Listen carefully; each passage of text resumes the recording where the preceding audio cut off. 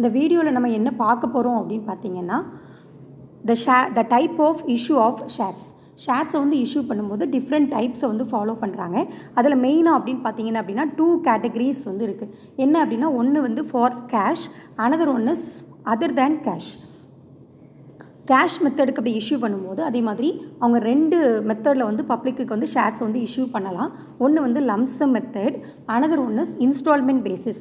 Lump sum method அப்படின்னா ஷேர்ஸை வந்து issue பண்ணும்போதே அதோடைய இஷ்யூ ப்ரைஸ் ஃபுல்லாகவே ஒரே டைமில் ரிசீவ் பண்ணிட்டாங்க அப்படின்னா அந்த லம்சம் மெத்தடில் ஷேர்ஸை இஷ்யூ பண்ணாங்க அப்படி சொல்கிறோம்.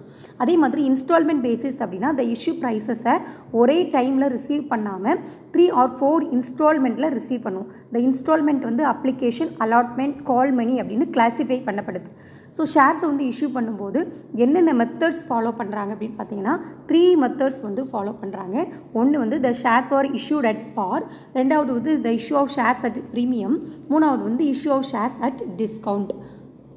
பாரில் இஷ்யூ பண்ணாங்க அப்படின்னா அதோடைய இஷ்யூ ப்ரைஸ் எப்படி இருக்கும் அப்படின்னா இஷ்யூ ப்ரைஸும் ஃபேஸ் வேல்யூவும் ஈக்குவலாக இருந்தது அப்படின்னா அந்த ஷேர்ஸை வந்து பாரில் இஷ்யூ பண்ணியிருக்கோம் அப்படின்னு சொல்கிறோம்.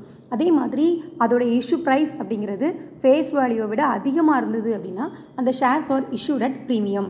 இது ஷேர்ஸ் வந்து ஃபேஸ் வேல்யூவை விட இஷ்யூ ப்ரைஸ் வந்து கம்மியாக இருந்தது அப்படின்னா the shares are issued at discount.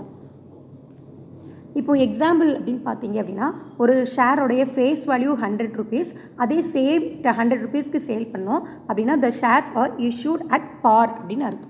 அதே மாதிரி ஒரு ஷேருடைய ஃபேஸ் வேல்யூ வந்து 100, ஏன்னா ஃபேஸ் வேல்யூ வந்து எப்போதுமே மாறவே மாறாது. ஸோ எப்போதுமே ஃபிக்ஸடாக அது 100 rupees. அப்போ அதோடைய ஃபேஸ் வேல்யூ வந்து 100 rupees.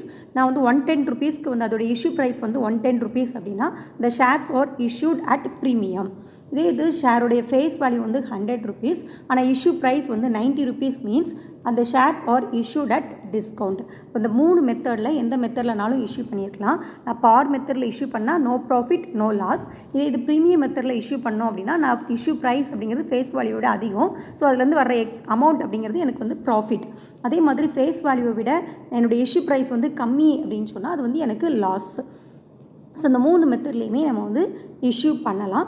அதே மாதிரி ஃப்ரெஷ் ஷேர்ஸ் இஷ்யூ பண்ணும்போது அதை வந்து என்ன பண்ண முடியாது அப்படின்னா டிஸ்கவுண்ட்டில் இஷ்யூ பண்ண முடியாது. ஃப்ரெஷ் ஷேர்ஸை இஷ்யூ பண்ணால் டிஸ்கவுண்ட்டில் இஷ்யூ பண்ண முடியாது. அதே மாதிரி அதோட ரேட் ஆஃப் டிஸ்கவுண்ட் அப்படின்னு பார்த்தீங்க அப்படின்னா அதோட 10% ஆஃப் ஃபேஸ் வேல்யூவை விட அதிகமாக இருக்கக்கூடாது. மொத்தம் 3 கண்டிஷன். அதே மாதிரி ஃபஸ்ட்டு அதோடைய ரெசல்யூஷன் வந்து ஷேர்ஸ் வந்து டிஸ்கவுண்ட்டில் இஷ்யூ பண்ணணும் அப்படின்னா கண்டிப்பாக அதுக்கு ரெசல்யூஷன் வந்து பாஸ் பண்ணியிருக்கணும். இந்த 3 மெத்தடில் தான் வந்து ஷேர்ஸை வந்து கேஷ்க்காக இஷ்யூ பண்ணுவாங்க. இப்படி நம்ம இந்த 3 மெத்தட் அப்படிங்கிறது லம்சம் மெத்தட்லேயும் இஷ்யூ பண்ணப்பட்டிருக்கலாம், அப்படி இல்லை அப்படின்னா இன்ஸ்டால்மெண்ட் பேசிஸ்லேயும் இஷ்யூ பண்ணியிருக்கலாம்.